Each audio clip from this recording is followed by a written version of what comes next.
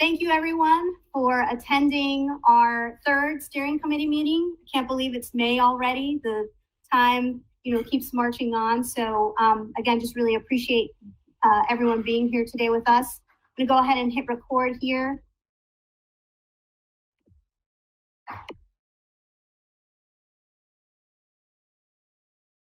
And then similar to before, just wanted to quickly go into some announcements, some helpful reminders and logistics.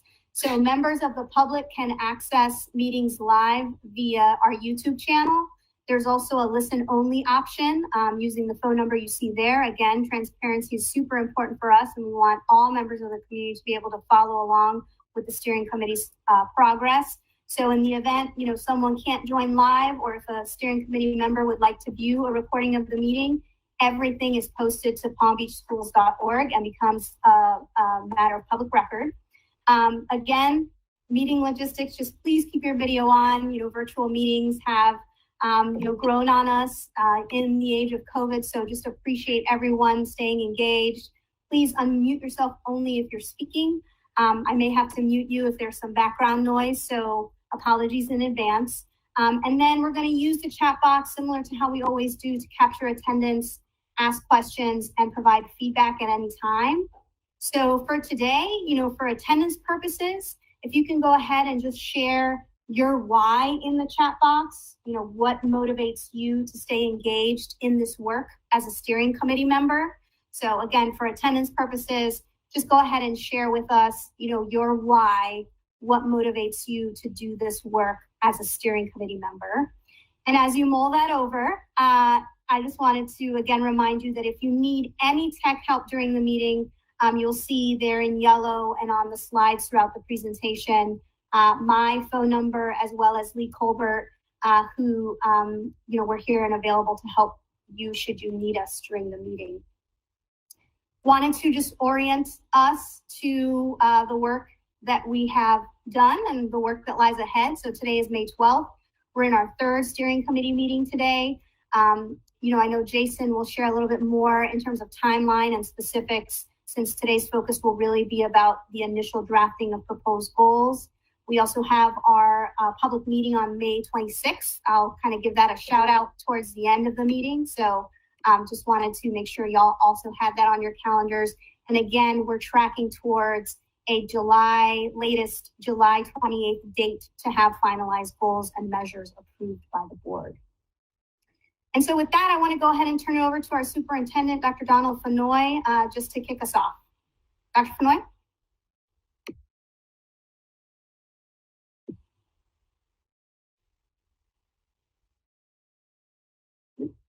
Can you hear us, Dr. Fenoy? Are you on mute? Oh, no, you're on mute, Dr. Fenoy. Oh. Yeah, I just realized that. Thank you, Kathy B. That's why you're so important to me. Well, welcome everybody to our third strategic plan steering committee meeting.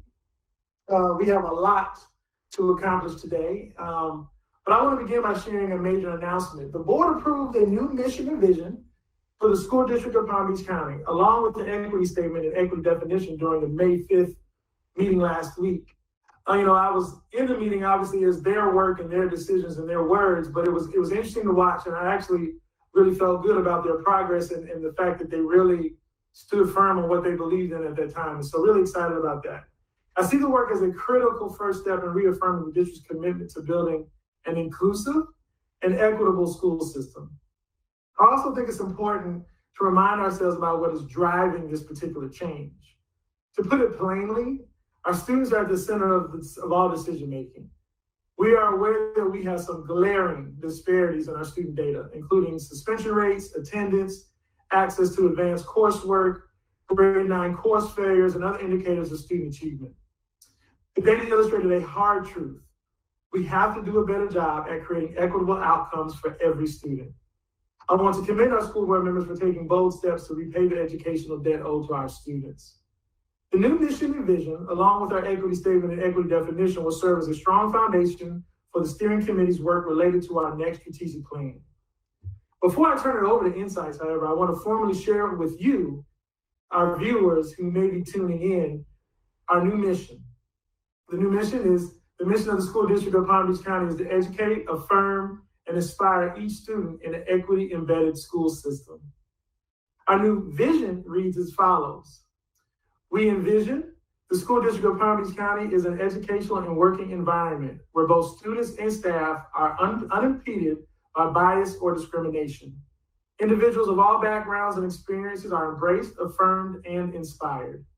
Each and every one will succeed and flourish.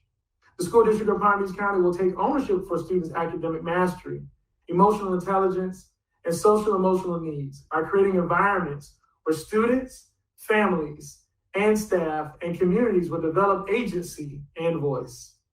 A joy of learning is fostered in each student and a positive vision for their future is nurtured.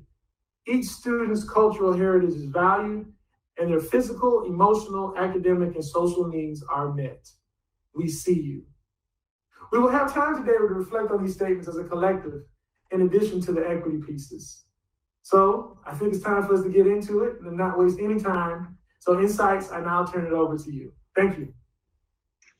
Thanks, Dr. Fenoy. Good afternoon, everyone. We're looking forward to a productive meeting 3. As we started the last meeting, we wanted to share some of the feedback trends. Thank you for those of you that filled out the exit ticket, shared your feedback. That feedback is really critical so that we can continue to get better at these meetings. And so wanted to just share a few trends. There's 3 trends in what you all liked about the meeting last time. Reviewing and discussing the long-term outcome data. That seemed to be a positive trend, and you all got a lot out of that. Also liked the interactive Jamboard, as well as the time for discussion. And a few things that you had mentioned that you wished that seemed to be trends were wanting to review the survey data. We will be doing that today, so hopefully we can fulfill that wish for you all and spend some meaningful time looking at that data in relation to the long-term outcome data that we looked at last time. You all wanted more time for discussion, so we'll have more time for discussion today, as well as in future meetings, and we'll talk about what that looks like. And then finally, to review additional community context to better understand, in addition to the long-term outcome data, as well as the survey data, what are some other factors that are influencing what's happening in the school district? What are leading to some of the outcomes? That's where that feedback came from, to want to dig a little bit deeper into some of the root causes. We did that with the root causes around equity last time. We'll continue to do that as we think about setting goals and understanding what those goals should represent and how we can best inform those goals with all pieces of data, not just the long-term outcome data. The survey data helps because we have, in terms of community context, because we have multiple community members that are weighing in and providing feedback, but also wanting to be sure that we're attending to other community contexts. We'll talk more about that in some future next steps, but just to preview that, we also have focus groups that'll be coming up so we can hear from the community what they're seeing, what they're hearing, what some of their hopes and dreams are for the students in the district. And so we hope to be able to attend to the community context in that way as well. So that brings us to today. So today we're going to review, as Dr. Fenoy has done for us, the mission and vision and start to make meaning of that, along with the equity definition and statement. And we're doing that today because we talked about last time the need to set goals in relation to mission and vision and equity statements, so that we're not setting goals in a vacuum, but we're doing that in alignment to the mission and vision, as well as the equity definition and statement. So we'll spend some time there first today. Then we'll move into looking at the phase 1 feedback survey. And again, we'll talk about who took the survey. We had a tremendous response rate in the survey, so we'll talk about that and some of the results and how that informs the goals that we'll be setting today as drafts. And then we'll get into that third focus, which is setting draft goals. And we'll use the data, the survey feedback, and some of the samples that we looked at last time to help us really get crisper on the goals. That takes us to the next slide, which is just to remind you about sort of the journey to final goals. Today is the first day that we'll be working through some language on goals, but it's not the last time. There'll be multiple opportunities to refine this language, not only here in the steering committee, but also as we get feedback from other stakeholders. So we are in May 12th today with the first draft of proposed goals and measures. The next meeting is a little bit of a placeholder. So based on how today goes, we've set May 20th next week as a placeholder meeting if we need more time based on your feedback that you'll provide us at the end of this meeting for additional discussion relative to those draft goals before we present them to the Board of Education as drafts. Then we have a placeholder on May 20th. So mark your calendars for that if you haven't already. That takes us to the next step in our final journey to the goals. May 26th, as I mentioned, we'll present the draft goals to the school board and the general public. And then following that, on May 27th through June 6th, we'll have several focus groups. So this gets to that piece of feedback that we looked at on getting more community context and better understanding what's leading to some of the outcomes. So during focus groups, we'll be vetting some of these goals, but we'll also be hearing from community members what they hope to see in these goals. And then that takes us to the next step, which is June 9th and July 14th. So if you don't have these on your calendar, just as a reminder, these are future steering committee meetings where we'll be refining initial goals and measures based on feedback that's collected through those focus groups and during the school board meeting, and having an opportunity to just, again, really get those crisp before the final step, which is by July 28th. Hopefully we're tracking to final goals and measures sent to the school board for approval.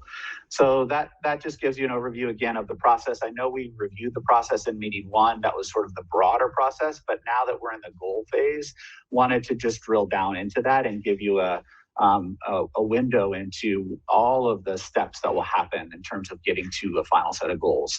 And to just stress again that today is just our first cut. So with that, on the next slide, our meeting norms, we've looked at these each time. So just really briefly, again, engaging.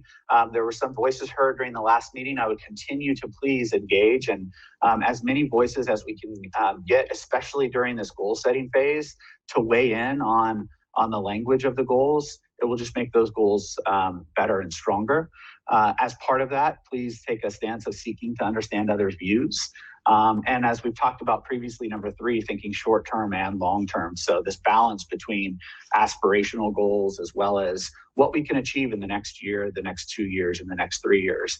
And then finally, using an equity lens to align our goals to the equity statement and definition as we've been talking about. So with that, on the next slide, we're going to move into some meaning making as our first activity of the mission and vision. Dr. Fenoy read the mission and vision and the good work that the board has done around that. We now want to review the equity definition and statement. I'll briefly read the equity definition, but as you in your pre-work have access to the mission, the vision, the equity definition, and the equity statement, it may be helpful at this point in our meeting to have those next to you somewhere, because we'll be looking at those 4 things collectively in just a moment and asking ourselves what's powerful about these, what words stand out, what themes are emerging, so that we can, that's our meaning making process, so that we can align our goals to those.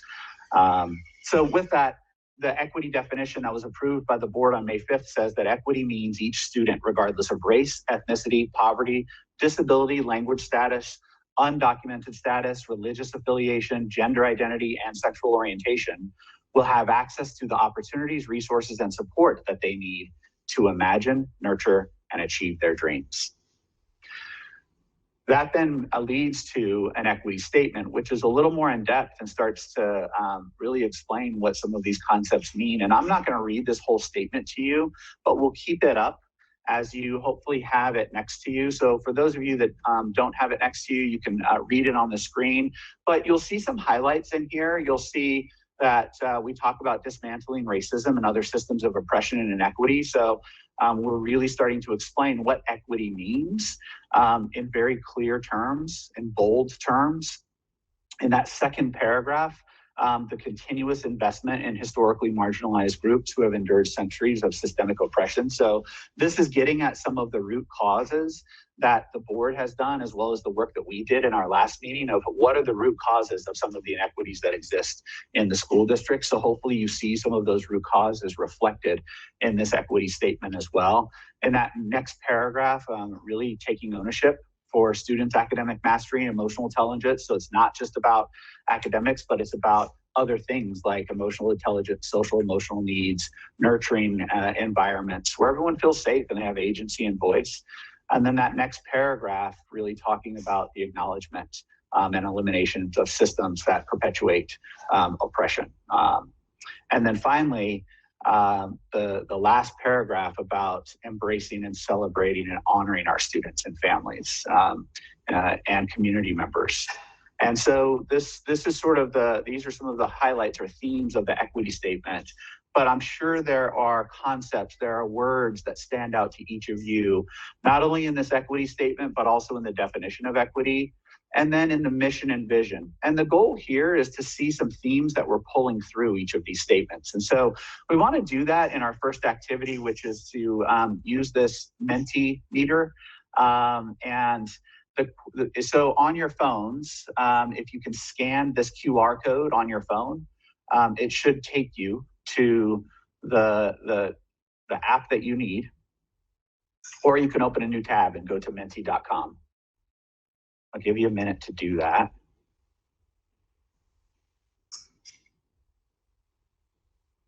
Once you're in there, then you're going to enter the code, as Kathy has mentioned, in the chat, and it's on the screen, 8717-2484. And once you're there, you should have the ability to start to list a few words, 3 to 5 words that up to 3 words. Thank you, Kathy. Up to 3 words that were powerful for you. And those 3 words should come from the mission, the vision, the equity statement, and the equity definition. So this is going to help us identify which themes we're starting to pull through each of these aspects of the strategic plan and really important components of the blueprint for the school district. So I'll give you a minute to think about those words that are important to you and start entering those into the Mentee Meter.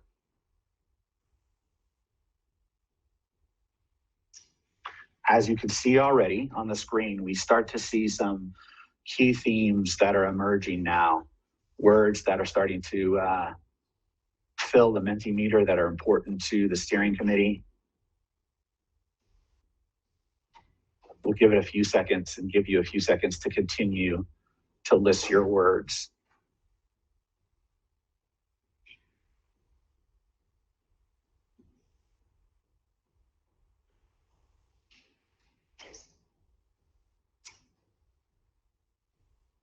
And our technology is working today.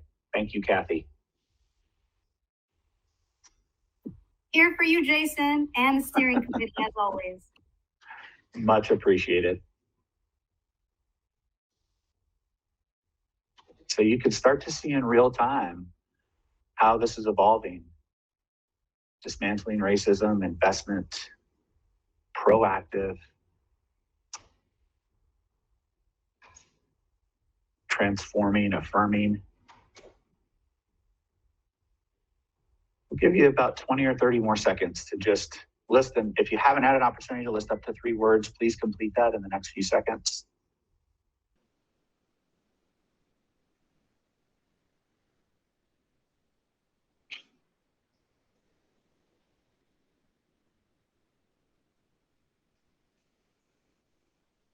Yeah, thanks, Kathy. We'll share this out with you all on the steering committee webpage.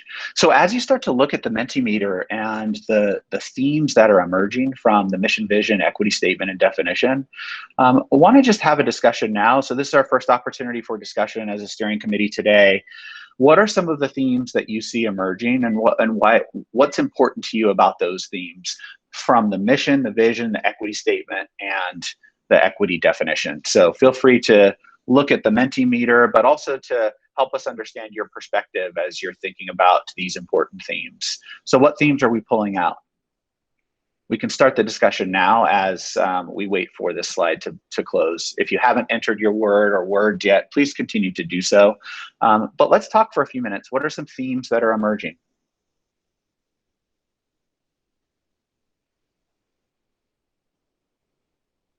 Who wants to kick off our conversation today? I'll be happy to, Jason. Christine Sylvain here. Just apologizing because my daughter's doing her piano practice in the background, but dismantling racism, it's the big one, yes. And it's the courageous one. And yes. I'm happy to see it there in such plain and clear, focused, courageous language. Thank you to the school board and all involved for that. And of course, for me, the other ones were taking ownership. That feels really big too, and it feels really courageous also. And the other one that I really liked was the joy of learning theme, because that's really at the heart of actually retaining knowledge, right? I think there's that Da Vinci quote, right? So those are the three themes that stood out to me. Thank you, Christine. And thanks for kicking off the discussion. Other folks that want to weigh in, themes that were emerging and why you think those are important from your perspective. Again, this is our opportunity to start to make meaning. And so there's no right or wrong answer here. It really is about making meaning. So as a steering committee, we have good understanding of the mission, vision, equity statement, and definition, and we can do some good alignment then of our goals to them. So I wanted to say, just to piggyback off what Christine said, the ownership is kind of what hit me as well, because I feel like in today's world, nobody wants to take ownership for anything. So to have this statement that's saying we're going to own you being able to have an education, you being able to have success, it's a comforting feeling that somebody is on your side. I really liked that part of it. And then as well, the investment of somebody caring enough to invest in your in caring about you and invest in your education and your needs beyond education. Thank you, Julie. Hi, I'll just add, this is Lisa Taylor, or Williams Taylor. I'll just add that, you know, I agree with Christine that it's very bold, you know, the language we see here. And it's nice, as she said, to have it really in plain English, you know, what the focus is going to be. I will say I was having some conversation with some of my team members here, and one of the team members mentioned just the change in language from when we used to, some of the language in the past where it would say all students, and that just this, it seems like such a subtle change to say each student, but it actually really hit them because it's really the focus on what each individual student needs. The school district saying we're gonna meet that child like we see you. We want to focus on you and what your needs are and able to get you to where you need to be and to support you in any way we can. And like I said, it's a subtle change, but it really hit some of my team here. Thank you, Lisa.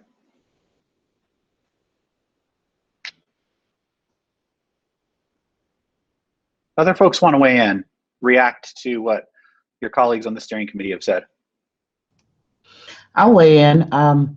Just seeing dismantling racism is important. My sister integrated the schools in Palm Beach County, and the fact that they were intentional about the practices that they put in place back then, just to see the word dismantling is important, just to get to a different place, because just to see what my older sisters had to experience back then to integrate Palm Beach Gardens High School, it's important for me to see this type of language. Thank you. So Jason, I'll also weigh in. I think the first one was ownership for me as well. But since I ditto everything everyone else said regarding ownership, so I'll go with the word acknowledge, where the school district will acknowledge the existence of that second to the last paragraph in this equity statement. I think it's imperative that we first recognize and then we acknowledge, and putting that in the forefront of this equity statement really struck out to me, that we're acknowledging it, we're taking ownership. But, and just to add on to the ownership, it wasn't just the school district, it put emphasis on all stakeholders taking ownership. It wasn't that, hey, we're the district, we're going to take ownership, but as a team, as partners, we all will take ownership in X, Y, and Z of this particular plan. So I appreciate those two words. Thank you.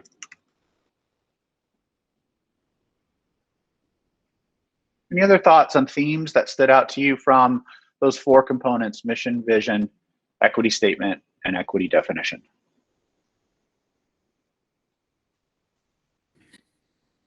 I'm not sure if you all can hear me. Can you hear me? Yes, we can. Yes. My microphone is not working very well, so I typed my comments in. But I think that, these words that keep bubbling up over and over again show very deliberate ownership of how hard the work is going to be too, right? It's acknowledging that this is real work and it's hard work, and we're going to be right out there and call it what it is, rather than, try to wordsmith it into something that doesn't truly address the issue. Thank you. So as you all have been sharing some of your reflections and feedback on these powerful phrases and words, I've been taking notes in the Jamboard, and so we'll be using Jamboard today. And in just a minute, we'll put that link in. But just as a way to do two things, actually, memorialize, in addition to the Mentee, some of the feedback that you all are providing, but also for you all to look back at what your comments were and what was powerful as we get it later into the meeting and start setting goals. And so with that, let's move on to the next slide. Let's transition back to the slide deck. And we want to now sort of couple that, the meaning making that we've done with the mission, the vision, equity statement, and definition, and start to pair that with not only the long-term outcome data that we looked at last time, but the feedback survey. And so we'll move to that. And as we transition to the next slide, I want to introduce you as well to Russell Clement. And Russ is gonna, he's a manager in the research and evaluation department. They did such tremendous work on this survey and in pulling the data together into some really easy to sort of wrap our heads around content. And so just wanted to say thank you so much to Russ and his team. And I'm going to turn it over to Russ to walk us through some of the results from this survey. And as he does that, be thinking again a little bit about how the results from this survey will start to inform our goals, what themes are bubbling up. So Russ. Great, thank you, Jason. Hello, everybody. Glad to join your group today for the first time. I'd like to walk you through the results from the survey. The findings were presented in some detail at the May 5th board workshop. I'd like to just hit upon some of the highlights now to help inform your discussion. First off, Jason had mentioned earlier that we had a good amount of participation on the survey, and just to bring your attention to it, there were over 28,000 responses to the survey. So that was beating your goal of 18,000, which I think you had, or somebody had specified before the survey administration. So job well done with in terms of participation. There was also a good mix of participants. About half of our participants were parents, and another quarter of our participants were students, and another 20% or so were employees. So good participation from a broad range of the community. Also, community members were represented, and so forth. So good participation. There is I want to call your attention that there is an interactive dashboard where you can drill into the results and explore the findings on your own, drill into each of the subgroups, and you can access that by the QR code up in the upper right of the slide. But just pulling off from the survey findings, I want to focus in on a very specific question, which was the respondents were asked to identify what were their top 5 priorities. And they were given a list of 19 possible options to choose from. The 19 options were shown on the slide. And on the right side, on the left side of the slide, was the ranking of selections. So top of the list overall was mental health and social emotional wellness. Had about 17,000 respondents selecting that item, followed by school safety, educational equity for all students, accelerating student learning due to COVID-19, and anti-bullying. So those were the top 5 in terms of the pure number of respondents selecting. I gave you 3 more items here listed when we go to the next slide, I just want to show that that there were some other items that were in the top, that were close to the top as well, that made it to the top 5 for some respondent groups, but not others, but overall made it to the top. In terms of employees, I'm sorry, back up. The color coding just is to kind of help aid in terms of tracking the common selections across the groups. So the mental health and social emotional wellness, that was a constant across our 3 major respondent groups, the employees, the parents, and the students. Educational equity for all students, while that was number 2 for employees, it wasn't far from the top 5 for our parents and students, down at number 6. Okay, so it's right up there as well. School safety made it into the top 5 for all 3 groups, as well as accelerating student learning. So there is consistency across groups in terms of what they're selecting as far as their top selections. There's one that's standing out here, which is anti-bullying, which made it into the top 5 for parents and students, but not for the employees. So that was. These findings are from, again, a defined list of 19 options where the respondents could select from among those options. But the participants were also given an opportunity to provide open-ended responses, to write some information. And they responded to 4 different open-ended questions. The first one was, were there any priorities that were not available in this multi-select item that is a priority for you? So the respondents could essentially add to the list other things that they saw as priorities. Then the other 3 items consisted of what should the district start doing, what should the district stop doing, and what should the district continue doing. So all these open-ended items were coded. I had a couple of my team members that I'd like to give a shout out to, Amanda Burke and Melanie Platt, if they're listening. They helped to read through these items. We coded them and were able to group them into categories. And again, the interactive dashboard does give you a breakdown of those various categories and the popular topics that were listed. But taken together, the information from the open-ended items as well as the multi-select that we just looked at, taken together, there seemed to be possibly 4 themes that are emerging. And we're just sharing this with you as what was striking us as the researchers doing the analysis. So one possible theme, the responses tend to cluster around stakeholder well-being. And so that shows up in things in responses around mental health, school safety, anti-bullying, and actually physical health and wellness was one of the written responses. Another theme is around academics, focus on curriculum scope and content, equity. There was quite a bit of feedback around limiting time for test preparation, state exams, and so forth. And also post-COVID academic recovery, helping our kids to catch up and recover from this past year.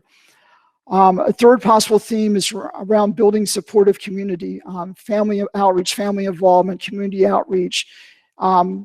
So that between the school district and folks connected outside the district, but also within the district itself. That is providing support to the schools from the district and supporting school staff morale and so forth and well-being. And finally, the 4th theme was really tend to look towards preparing for the future, helping students prepare for life after graduation, making sure that they have the life skills, skills for like interviews and preparing resumes and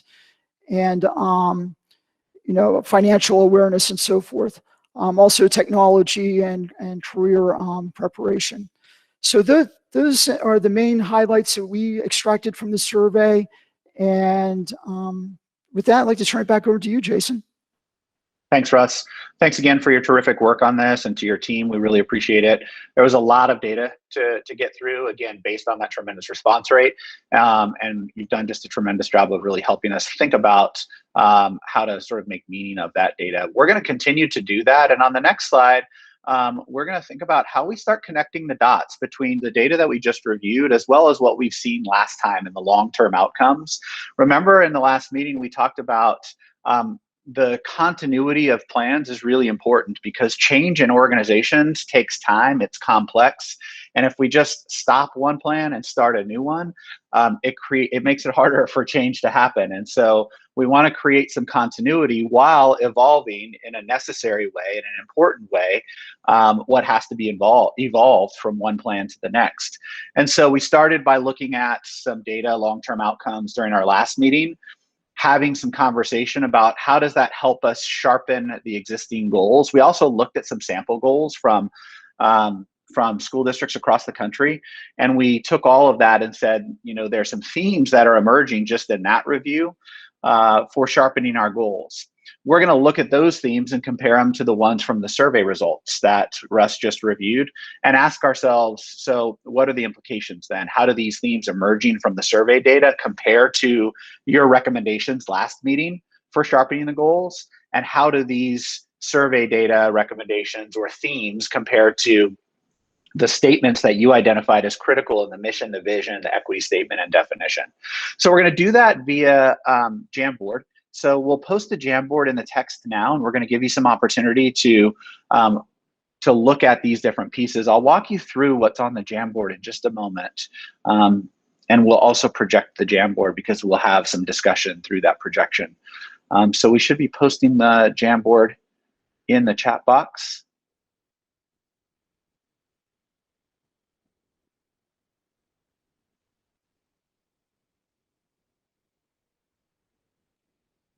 Here's the Jamboard.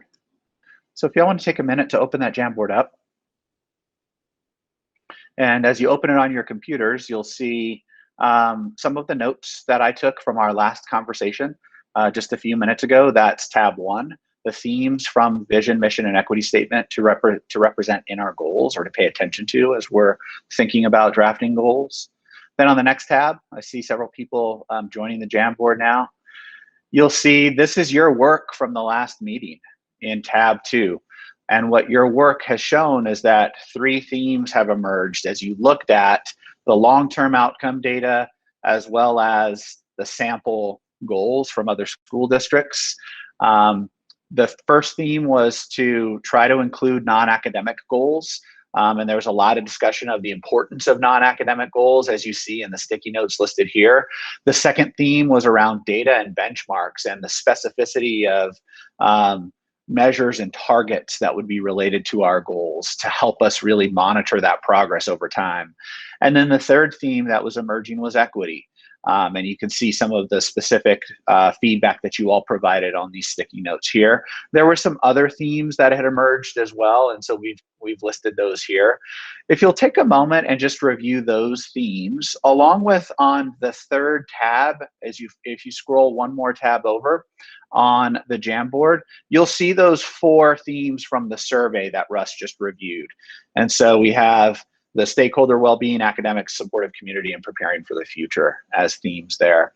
If you'll start to make some meaning of both the survey themes that Russ just reviewed, as well as the themes you identified from the data we reviewed last time, what are some similarities? What are some differences in themes that are emerging? And what are some considerations for our goals before we jump into setting goals? We really want to pull this information from one meeting to the next, because that's the point of each of these meetings, to dig into a piece of information or data in the time that we have available to us, and then connect that data to the next meeting so that we can continue to build and inform ourselves as we work towards a set of recommended goals for the board. So just to summarize, you're looking at the second tab in Jamboard, the considerations from the last meeting that you elevated, as well as the third tab in the Jamboard, the feedback survey themes that we just reviewed. And you're asking yourselves, what are the similarities, differences, and then considerations for our goals? I'm going to give you a few minutes to individually think about that and do that analysis.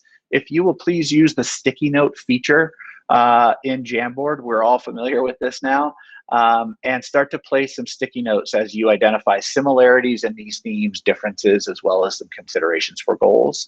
And then in just a few minutes, we'll have a conversation about that.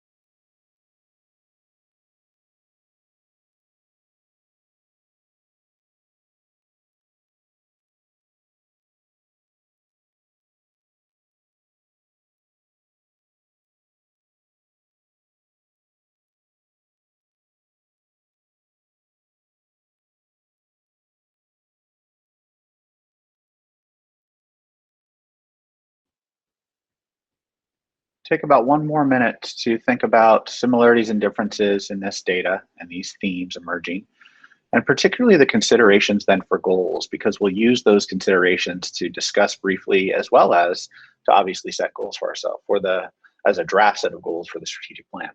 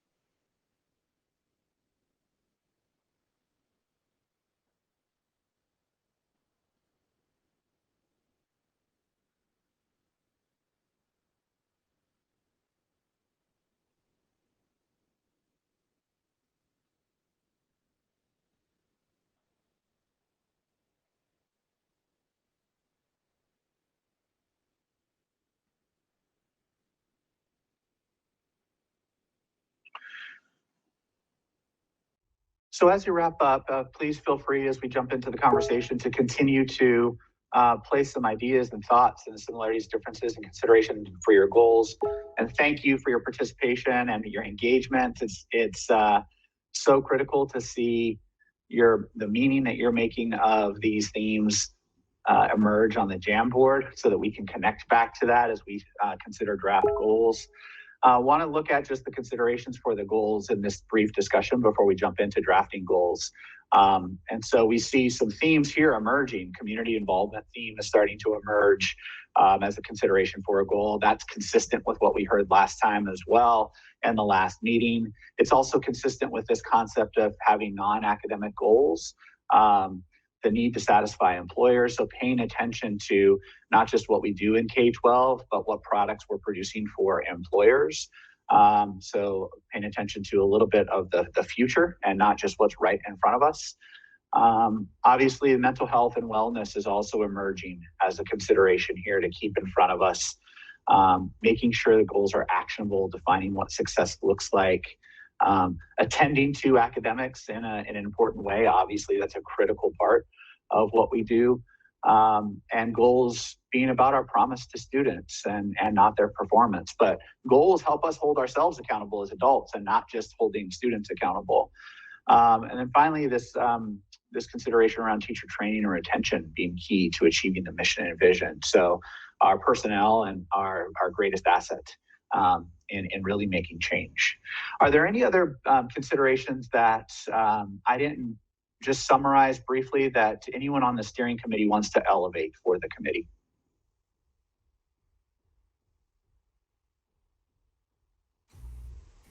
I think it's, this is Laura Feldman. I think that it's important to acknowledge some of the differences that we saw in the survey results between parents and students and staff with specifics to the anti-bullying focus request. And that difference is perhaps something that needs to be looked at. Thank you. Any other themes that you want to elevate for this group? Considerations for goals. Yes, Jamie. You might have already said this, but again, I was just going back and rereading through the mission, vision, and equity statement again. They're so powerful. What a great job the school board and our superintendent have done putting those together. Really incredible. And I feel like there should be a really direct alignment in our goals to the vision, mission, and whatever those goals wind up being, there has to be a direct correlation that has to clearly stem directly from our vision, mission, and equity statement so that there's alignment. Thank you, Jamie. Any other considerations for goals that any of the steering committee members would like to elevate that we haven't had an opportunity? We'll use the rule of no repeat that we haven't had an opportunity to discuss.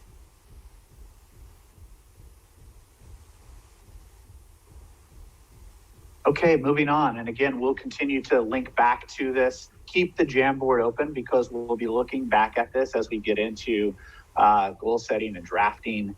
But want to move back into the PowerPoint presentation and talk about next steps. So we're now moving on to our third focus, drafting goals based on data, the survey feedback that we just looked at and some of the sample goals that we looked at previously as well.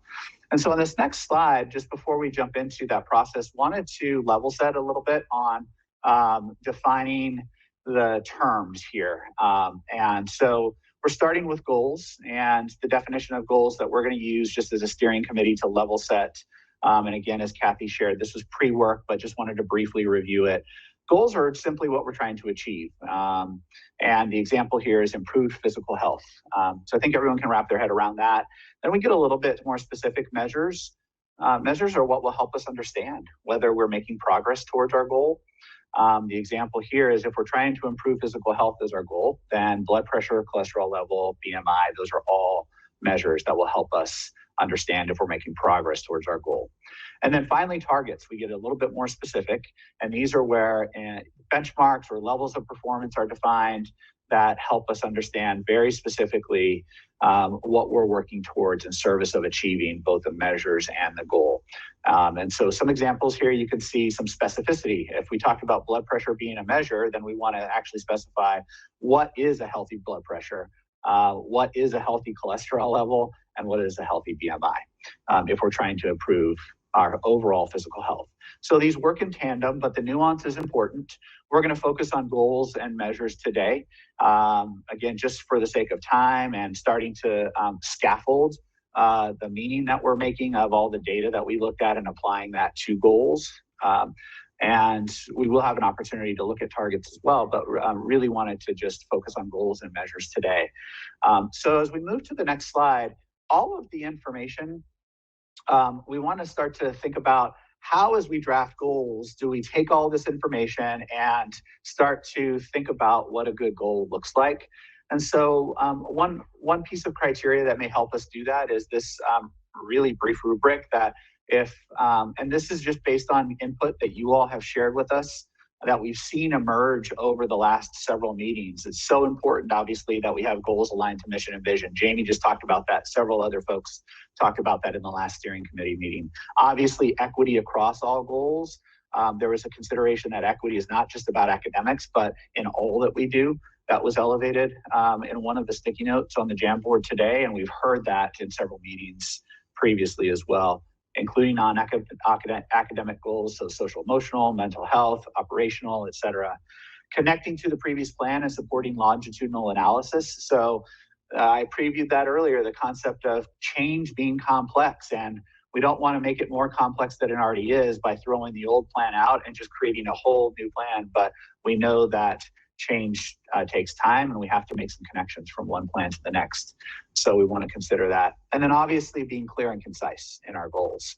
That was something that you all elevated in our very first meeting to link back to those sample plans that we looked at. And many of you appreciated the plans that had a level of brevity to them, but that honored the nuance and the complexity of the goals that districts were trying to achieve. So we'll hope to achieve that here as well. So as we move to the next slide, then the language in this sample language that we're looking at is just, again, sample language to give us a start on thinking about how, as a steering committee, we're drafting goals. And this language is pulled from it emerges from the work on the mission and vision and equity. It emerges from feedback on the content of plans and the structure of plans in meeting one that you all shared. The sample goals that you elevated and liked in the second meeting and our last meeting, the current district goals and the long-term outcomes and the data that we looked at last time, as well as the themes from the stakeholder survey that we have just finished looking at and making meaning of. And so, again, this language is grounded in all of that and is a starting point for us to think about how we might draft goals. Would love to hear from the steering committee as you look at this language of improving academic access and closing opportunity gaps, fostering social emotional well-being and community empowerment, and ensuring policies, systems, and resources promote equity. Again, at that goal level, I would love to hear and just start to think about what's compelling or not compelling about this particular language. And on your Jamboard, there's a place for you on the next tab 5, to start to surface some ideas of what's compelling about this language, what's not compelling about this language. And the criteria that I reviewed briefly is also on that Jamboard, as well as the goals on tab 5. So you have that information all in one place. So if you're worried about toggling back and forth between screens, you can focus just on that Jamboard for now. And want to just take a look first at the kind of overall language here. What's compelling and what's not compelling about this language? So if you'll take a few minutes to think about that, and then we'll talk.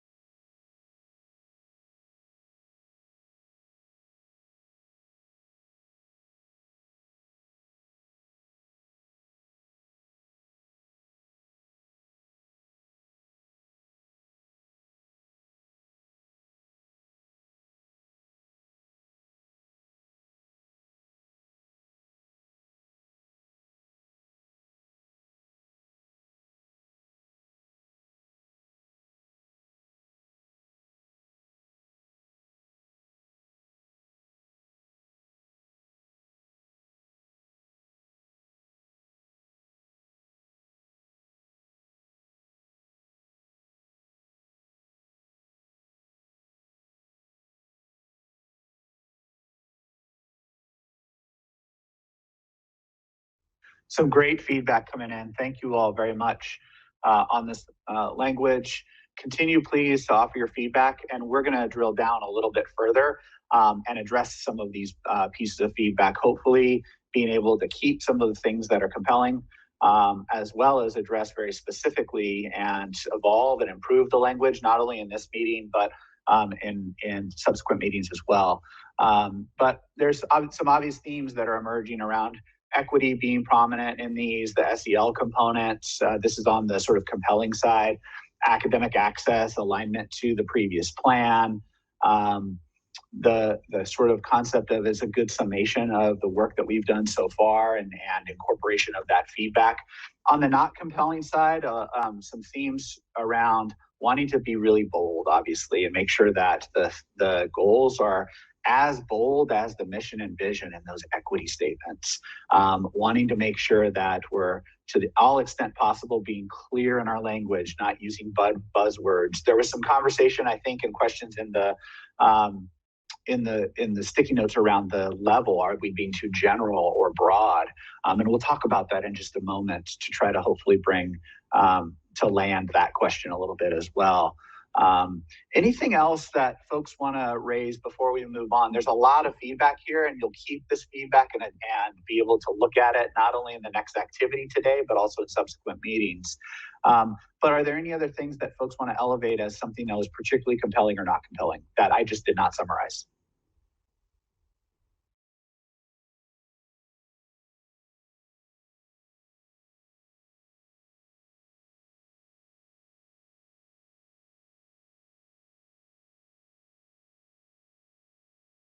Please unmute yourself if you'd like to share.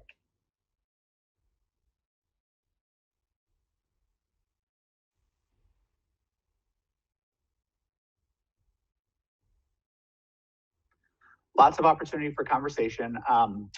I will ask that we engage in some of that dialogue back and forth as we move to the next step. There's a lot to sort of attend to here. But as we look at sort of the feedback that you've all provided, primarily on the what's not compelling, we want to drill down one level deeper, because I think that'll help us make some revisions, refinements, really evolve this language. And to take the goals in totality as we think about the level of specificity, for example. Should these be a little more specific? Are they too broad? How do we make the language more accessible and bold, et cetera? So let's move on to the next, just the next activity. We're going to take each of these goals one by one and have an opportunity to drill down into them. And we're going to look at the goal itself, the measures, and the targets. And again, just for the sake of today, we'll start with that language that's emerged from previous meetings, but that's not our ending language. But again, just for the activity today, continuing to focus on just that language and figuring out now, how do we evolve that? So goal 1 is about improving academic access and closing opportunity gaps as it currently stands. Some measures related to that, again, for continuity from our previous plan, might include 3rd grade reading, high school readiness and graduation rate, or postgraduate success. Again, there's an opportunity here to think about how do we start to evolve those measures in relation to the goal and what's the implication for the goal itself. So as we think about that, on the next tab on your Jamboard, we're going to take a look at each of these one by one. And you'll see that on tab 6, we have goal 1 as the language currently reads, the measures as they currently read, and then what's compelling and what should we keep, what should we consider, add, or modify, as well as the actual rubric here that we talked about. We're going to, again, just do a drill down in this one. So some of the things that you listed from what was compelling and keep from that last Jamboard, we want to now focus specifically just on this goal. We were looking at the first 3 goals, the 3 goals in totality.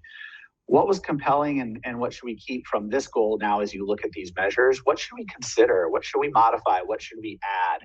And in that particular section, I think that's where we'll have the rich discussion around this goal. And what will make that discussion richer and I think really productive is if you could be specific in some of your suggestions. So, for example, I think being more bold in this goal is what we saw on the last piece of feedback. How would we be more bold in this goal? What should we consider as some possible language to improve the language that exists here? Please offer some suggestions. Be concrete about what that looks like. We just have such a tremendous brain trust here in this steering committee. And so to the extent that we can surface some of those really good ideas, that'll just make these goals that much stronger. So spend just a minute on thinking about what we should keep and what's compelling very specifically about this goal, what we should consider modifying or adding, and then we're going to discuss it and talk a little bit about that as well.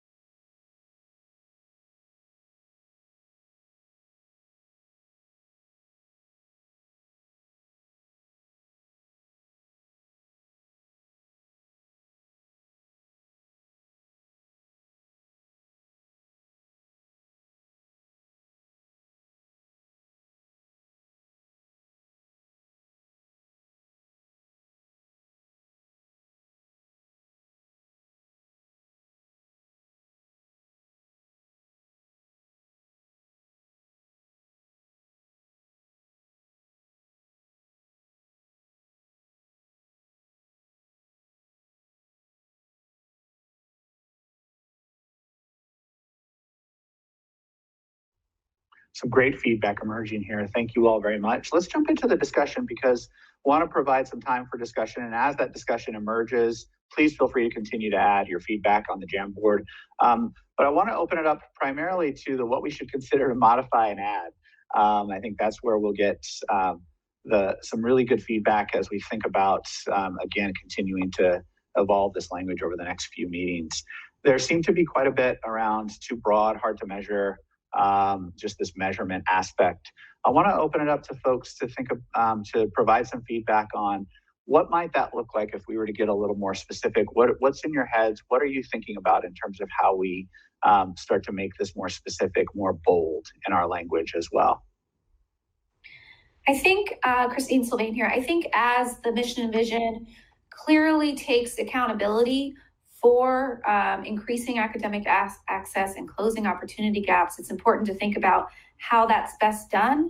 And, maybe it would be beneficial for us to understand that better. I mean, a lot of us are not experts in education. I know that we have Mr. LaCava on the meet, and maybe he can speak a bit to how academic improvements are made and how that is linked to great teaching. Because I know for me, one of the things I put earlier is, the goal should really be about our promise to students. I'm not, I think if we fulfill our promises in providing students with excellent education, then you'll see all the measures go up.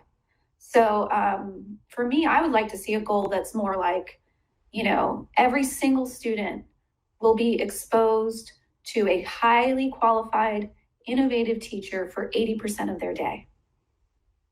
And I don't know what the number is now. I would doubt that it's that high, especially in Title I schools. So that's something for me would really resonate with closing opportunity gaps and increasing access. Thank you, Christine. Yeah, please. So it's Diana Fetterman. I had just a disconnect, or at least I'm sensing a disconnect. I like the goal. I actually think it's bold in what I think it means. So maybe that's what it is. It's about increasing academic access, which to me reads as in access to accelerated opportunities or access to different opportunities or career pathways or choice pathways, just about opening access to multiple opportunities for all of our students and closing those opportunity gaps for our students. Mm-hmm. But yet those measures just seem like very standard academic measures, which are also incredibly important. So don't get me wrong, very important, but they don't match. So I think making sure, much like Christine said, that academic access is very important, but measuring that, ensuring that all of our students are offered those opportunities, and bold like our statements, that race and gender and all of these don't foretell our students' pathway through those opportunities. That to me would be a bold goal, not just third grade reading, which again, very, very important. Mm-hmm. But that is not that goal. Thanks, Diana. Appreciate the discussion. Yeah, please. Yeah, Jason, Sergio Mariaca here. I am not an educator either, but I am very familiar with the measure number 1 and measure number 2 because I've seen that for years. But there just seems to be such a gap in between those two measures. And I'm just wondering if there's anything before that where we can, get on top of some of this data, the progress, find opportunities, find some of the gaps earlier. I know Children's Services Council does a great job with the younger kids in underserved populations.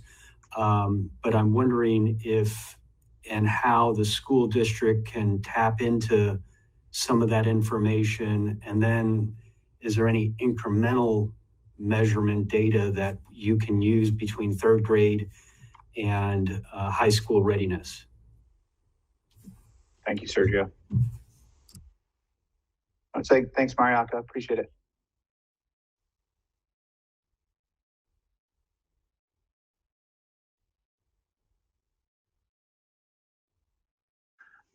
Other discussion. This is really helpful feedback. Victoria, yes, please. Yeah, I just want to go back to where we said about being bold with the goals.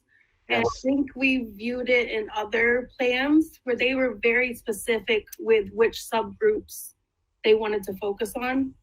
And I don't think we're getting away, from the equity statement. I think it's perfect the way it is. It's very bold. And so to make those goals match, we need to define these words like access. I think like Diana was saying, what does that mean? Does that mean access to courses, opportunities? And how are we getting that to our subgroups in order to close the gap? And which gaps are we closing? It's a great kind of, to me, like a blanket statement, right? We're going to focus on subgroups. But if we're going to be bold, let's be bold and say which subgroups. Thank you, Victoria.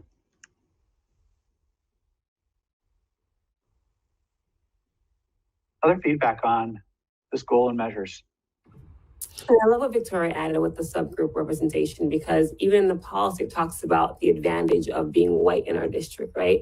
So if we're not willing to kind of really call out who we're targeting and who doesn't benefit from these advantages, who are we really targeting, who we need to target?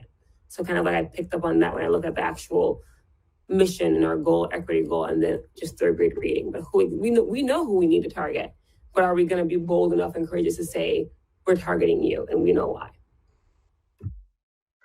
And to that point, I think our results and our outcomes are going to say the same thing, because if you have the high performing schools, that's where you're going to see the results. If we're not going to speak directly to our lower socioeconomic schools and lean into that, then our results and our numbers are going to reflect the same thing that they've always, the Boca schools, the Jupiter schools, as most have stated, it's going to be the same. If we're not intentional, deliberate, and consistent with what we're doing for those other schools, we can tell the story right now, what's gonna say. Mm-hmm. I would like, Jason, I would just like to add, when we talk about being bold and being deliberate, what does it look like? So when we're saying how we're measuring, perhaps something in line with, 8th grade, every child will have access to Algebra 1 prior to leaving 8th grade, or every child will have access to at least one accelerated course or be introduced to at least one accelerated course, after beginning in 6th grade, something to that effect. I would like to see exactly what are you planning on doing versus kind of what the system, right now it seems like we're repeating the cycle. So I would like to really see, really measure what we're doing. Hey, every child will be exposed. Whether they can opt out, at least they will be exposed to an accelerated coursework of some sort. Thank you.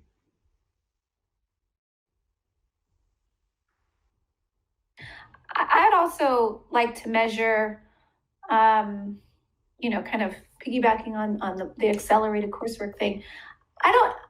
Exposure is one thing, but I also want to know that the outcomes are equitable too, so that every single school that's a Title I school those students have opportunities for accelerated learning, for one example, right, one bucket, and that they're achieving the benefit of that accelerated learning, whether it's an ACE diploma or the IB, scholarship and the Florida Bright Futures. Like, I want to see equitable outcomes from our goals.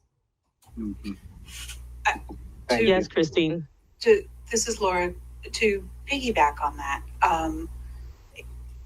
there's a lot of talk about the outcomes for post-secondary success, where you've got the AP ACE classes in high school, but we need to make sure that we have that advancement, the foundation for that advancement laid down in elementary school and middle school for these students so that they can advance.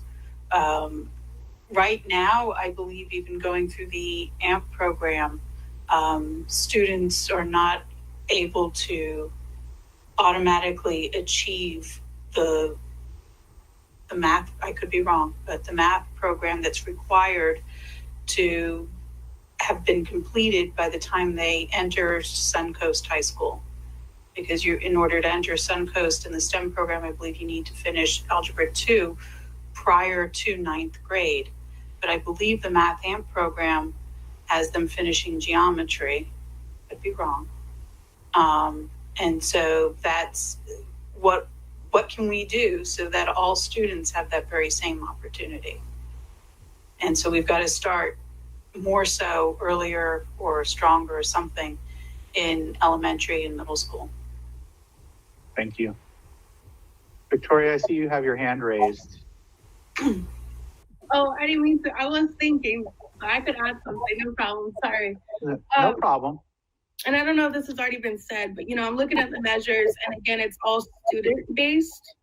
The outcomes are on the students, and I was just thinking, is there a way to make one of the measures an accountability part on our end, right? How much support was given to students K through 3rd to achieve, the 3rd grade reading being higher in a subgroup.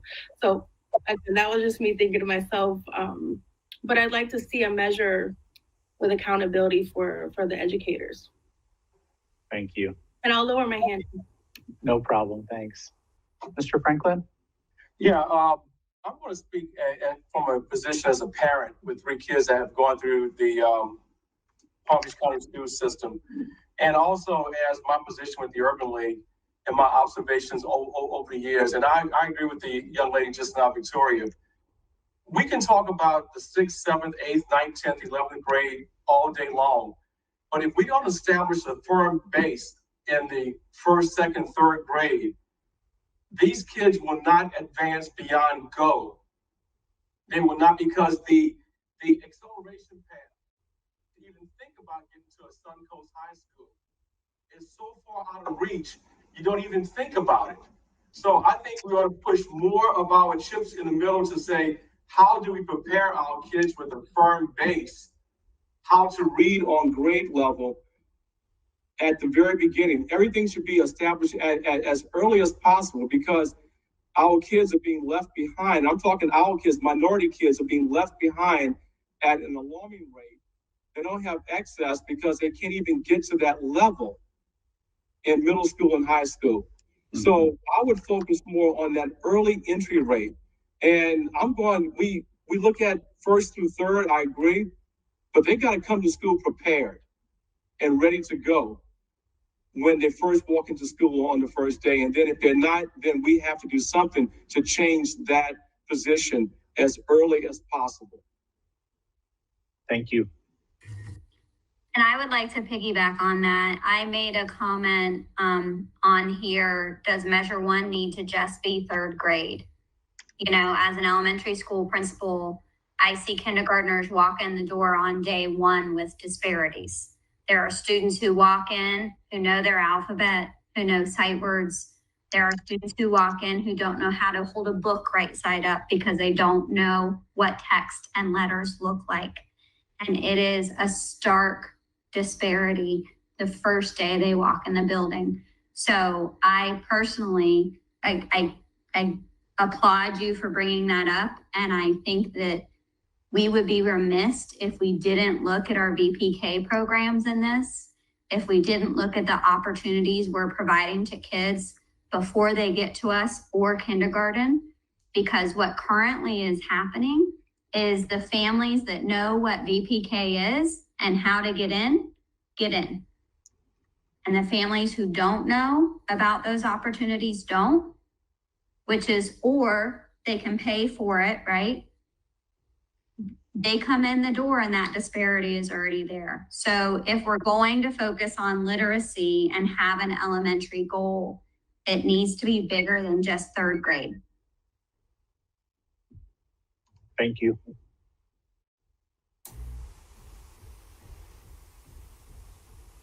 And just to Melinda's point, the gap will just continue to widen. Thank you. Laura, I see you have a raised hand. Yes, I also wanted to add, there's a lot about reading, but I think we also need to pay attention to math and science as well. Basically, we can't just focus on ELA. Thank you. So our measuring needs to be different.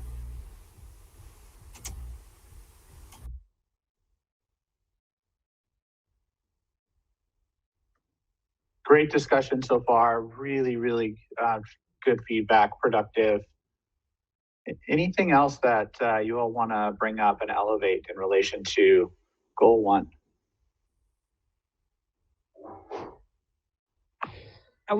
I'm not an educator, but I'm a parent, and I see the high school readiness and graduation rates, and even the postgraduate success. I would like to dive into more. How do we measure that? Is it testing? Is it SATs, ACTs?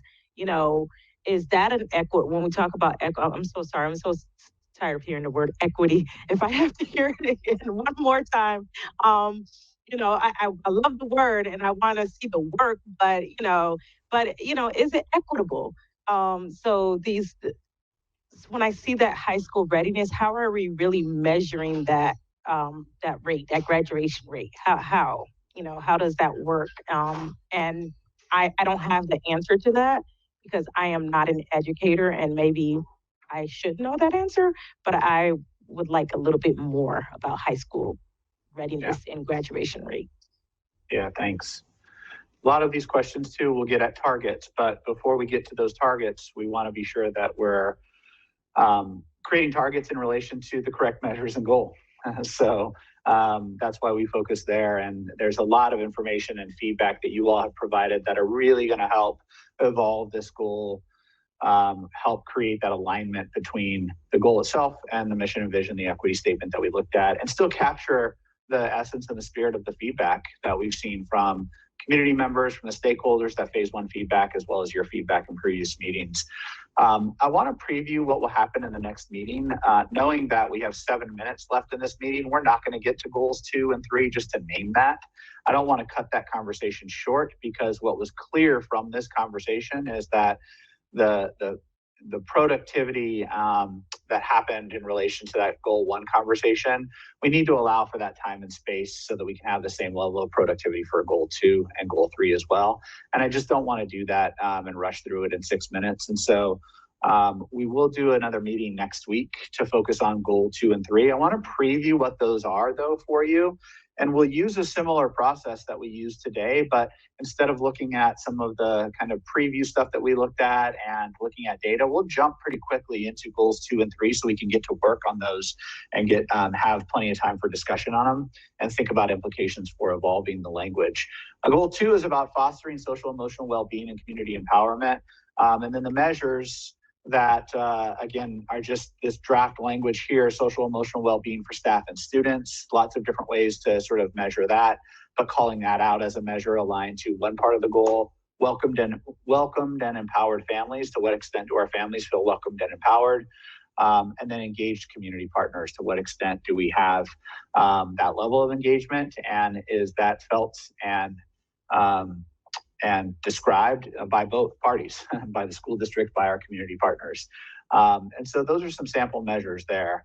We'll look at that goal and the measures next week. And then goal 3, just as a preview: ensuring policy systems and resources promote equity. And the sample language there around measures: district and school level policy alignment toward equity, the allocation of resources to address inequities. So there's some clear measures there around how we're allocating, what that might look like, and then racial equity in the workforce. So to what extent do we see racial equity present in terms of our recruitment, retention, placement, and promotion?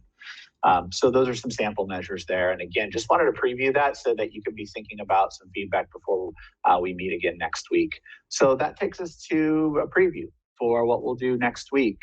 First thing we'd love to do is to, again, just get your feedback on the exit ticket. What did you like about the meeting? What do you wish we could do differently? And then goal 2 and goal 3, if you'll start to capture some of your thinking on the Jamboard. We'll leave the Jamboard open so that there's a place to actually capture your thoughts, and we can jump right to those. And we don't have to spend some time, as much time during the next meeting on that component, but we'll have more time for the discussion component of what we see emerging on the Jamboard. So if you'll take a few minutes to just, from the preview of goal 2 and 3 that we did, complete that Jamboard. We modeled what that process looked like for goal 1 today.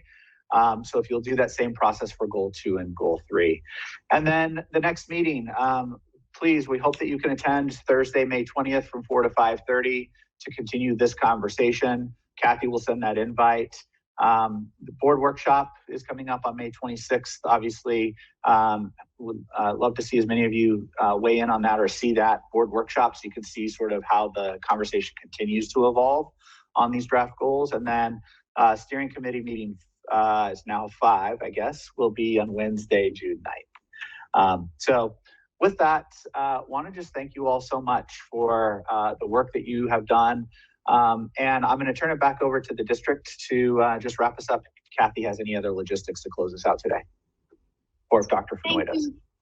Thank you, Jason. So I'll just wrap us up. Like I said, we'll send along the link to the exit ticket. You've seen it before. I'll send that in the follow-up email. And then I'll send the calendar invite for next week on Thursday, May 20th from 4 to 5:30 so that we can have another robust discussion about goals 2 and 3. We'll also share more information with you regarding the upcoming focus groups, because we are hoping that by sharing the protocol for that, steering committee members will be willing to engage the stakeholders that they represent in some focused conversations that will inform revisions moving forward. So we will just talk briefly about that, but we will give you all the tools you need And then again, I will share next week ways for those of you who aren't comfortable yet coming to the district building due to COVID, ways that you may be able to call in and share a recorded message, or again, if you would like to attend in person to give public comment. But that will happen on May 26th. And again, I will share more information at our next meeting. So again, really looking forward to seeing everyone next week. Appreciate you making the time. Don't forget to do your Jamboard homework. I will share all those links with you right after this meeting. But thank you again for the conversation, and have a great day. Thank you. Jason, I put a question in there for you. You can take a look at it and take it. It was with respect to improving academic access and opportunity gaps, what other factors apart from academics can we use to measure goal 1? So. Yeah, that's great. We'll definitely talk more about that as we get into the targets as well, and thinking about the targets, how those inform measures, lots of different ways there. But really appreciate the question, and we'll definitely talk more about that. Thank you. Thank you. Have a good day. You too.